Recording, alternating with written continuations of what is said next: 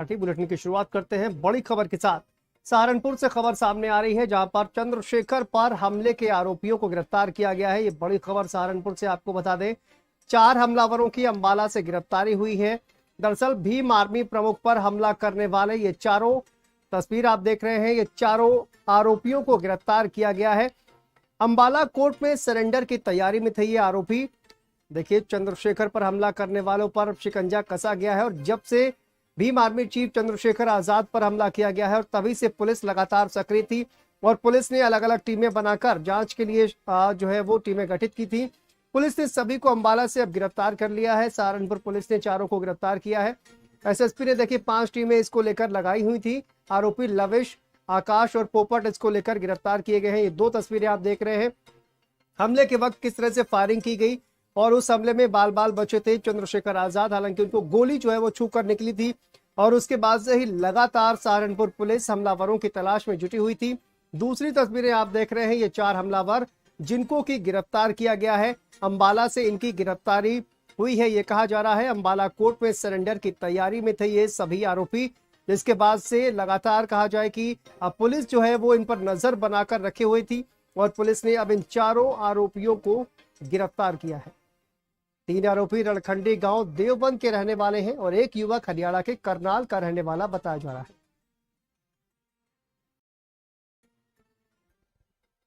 तो देखिए, 2 अलग अलग तस्वीरें आप देख रहे हैं। चंद्रशेखर आजाद पर जिस वक्त हमला हुआ, अस्पताल में उनका इलाज किया गया। एक गोली उनके पेट को छूती हुई निकली थी, जिसके बाद से देखिए लगातार कहा जाए कि पुलिस पर भी एक प्रेशर था और इस प्रेशर के जरिए ही कहा जाए कि 5 टीमें गठित की गई थी एसएसपी के द्वारा और लगातार दबिश दी जा रही थी आरोपियों की धरपकड़ के लिए। लेकिन अब पुलिस को सफलता मिली है।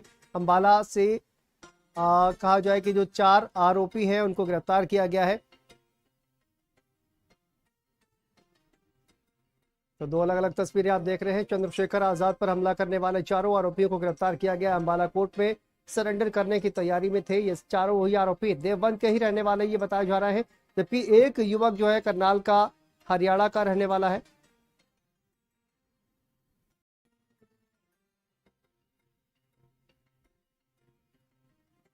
तो देखिए, ये बड़ी खबर सामने आ रही है जहां पर भीम आर्मी के चीफ चंद्रशेखर पर हमला हुआ और उसके बाद 4 हमलावरों की अंबाला से गिरफ्तारी हुई है। बड़ी अपडेट सामने आ रही है। भीम आर्मी प्रमुख पर हमला करने वाले गिरफ्तार कर लिए गए हैं। चंद्रशेखर पर हमला जिस तरह से हुआ वो तस्वीरें हम आपको दिखा रहे हैं। उनकी गाड़ी पर हमला किया गया और उसके बाद से लगातार कहा जाए कि जो आरोपी है, जो हमलावर है, उनकी तलाश में पुलिस जुटी हुई थी। लेकिन अब बड़ी कामयाबी पुलिस को मिली है और 4 आरोपियों को गिरफ्तार किया गया है।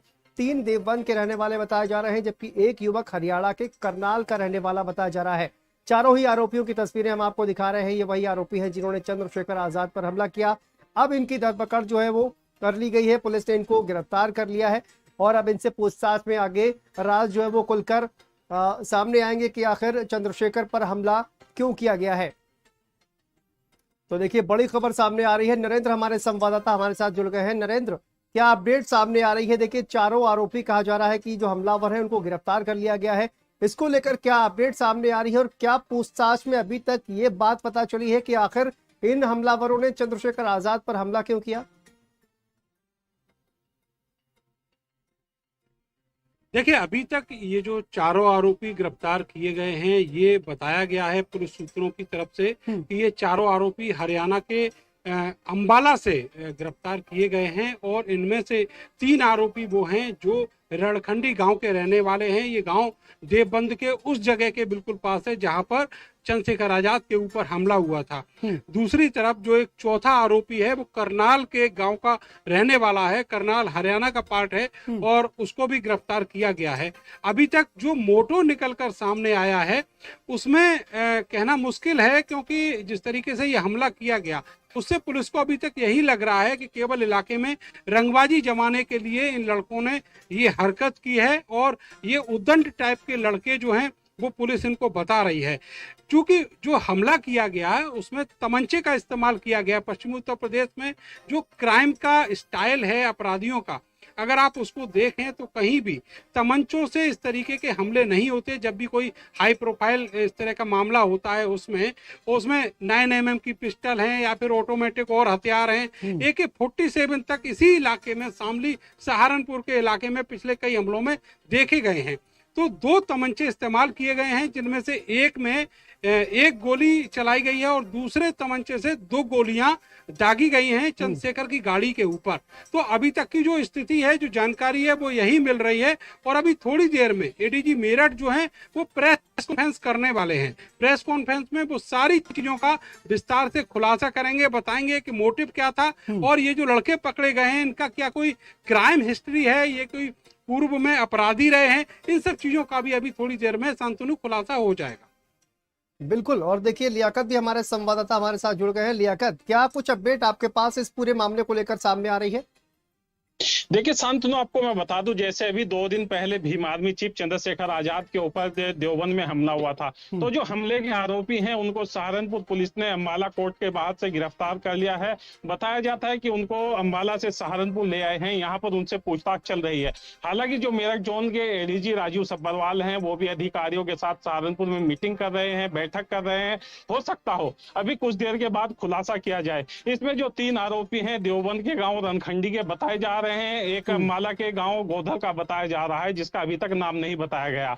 बताया जाता है कि इन लोगों ने ही किस इरादे से हमला किया है, क्यों हमला किया है, चंद्रशेखर को मारना चाहते थे या किस वजह से हमला किया है, किसी और के ऊपर तो हमला नहीं करना था। ये सब बातें सहारनपुर पुलिस उन हमलावरों से पूछताछ कर रही है। हमलावर कौन, कैसे आए थे यहाँ, किस लिए हमला करना चाहते थे, सब बात साफ हो पाएगी। जी बिल्कुल लियाकत, देखिए जिस तरह से हमने कहा कि नरेंद्र ने भी इस बात का जिक्र किया कि जो पूरा इलाका है उसमें अपनी रंगबाजी जो है वो कायम करने के लिए इस तरह की छीटाकशी सोशल मीडिया पर भी चल रही है, उसको लेकर एक मामला भी सामने आया है।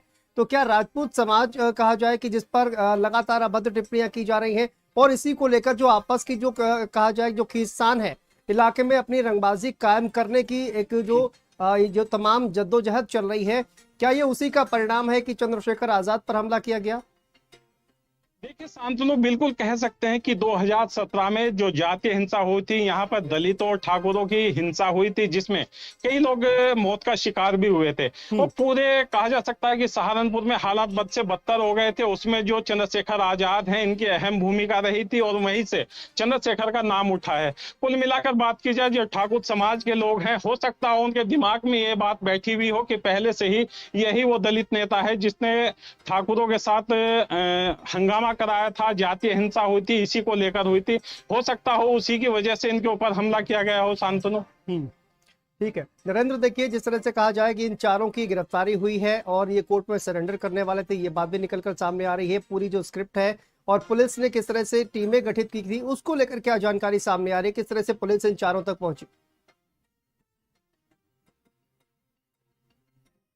देखिए, जो गाड़ी है हमले में इस्तेमाल की गई, जो गाड़ी है वो थोड़े ही घंटे बाद, जब हमला हुआ उसके थोड़े घंटे बाद पुलिस ने बरामद कर ली थी पास के ही एक गांव से। और ये भी पुलिस ने किसी हद तक ट्रैक कर लिया था कि ये हमलावर कौन थे। नाम और उनकी आइडेंटिटी शायद इसलिए नहीं खोली गई कि वो कहीं लंबे दूर ना भाग जाएं, और इसीलिए जो पुलिस की 5 टीमें हैं लगातार काम करती रही, सर्विलांस का इस्तेमाल होता रहा और उनको ट्रैक किया जाता रहा। और जब पुलिस को मौका मिला तो पुलिस ने उनको घेर कर गिरफ्तार कर लिया है। अब जब ये पूरा इंट्रोगेशन हुआ है और उसके बाद अभी जब बात कर रहे हैं हमारे साथी लियाकत, वो बता रहे हैं कि मेरठ के ADG जोन राजीव सब्बरवाल वहीं पर मौजूद हैं, अधिकारियों से बातचीत हो रही है। और उसी दौरान जो हमारे सूत्र बता रहे हैं कि जो इंट्रोगेशन है वो भी ADG ने किया है इन अपराधियों से, और उनका मोटो पूछा है, उनकी आइडेंटिटी है, वो बैकग्राउंड उनकी क्या रही है, ये सारी चीजें उन्होंने पता की है। तो अब थोड़ी देर में जब ये कागजी कार्रवाई पूरी हो जाएगी उसके बाद प्रेस कॉन्फ्रेंस बिल्कुल देखिए नरेंद्र, कहा जाए कि जो अभी प्रेस कॉन्फ्रेंस की जाए